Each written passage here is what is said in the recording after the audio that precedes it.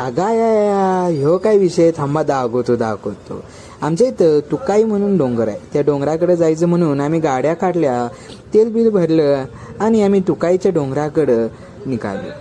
मजा करत निघत आठवलं रस्त्यात की आम्ही मॅगी करायचं ठरवलंय आणि प्लेटाच आणल्या नाहीत. मग काय, साऊथ इंडियनचं जुगाड केला आणि केळीच्या वनात घुसून केळीची पानं हातात घेऊन आम्ही डोंगराकडे निघालो. जाता जाता खाली पायथ्याशी डोंगराच्या आम्हाला ही 2 छोटी मित्र भेटली. पानं मस्तपैकी धुवून काढली आणि वर आम्ही ट्रेकिंगसाठी निघालो. हातात सगळी जण जे काही वायरी लाकडं ते हातात घेऊन आम्ही चालत निघालो. मग काय, याच्यासारखीच आमची परिस्थिती झाली. फक्त डराव आवाजाच्या ठिकाणी आमचा दमलेला धाप आवाज येत होता. आमच्या दमलेल्या मनाला हे दृश्यच बहुतेक शांत करणार होतं. तो व्ह्यू आणि त्यात भर घातली ती इंद्रधनुष्याने त्या. मग काय, नुसतं बघून काय आमचं काय पोट भरत नाही.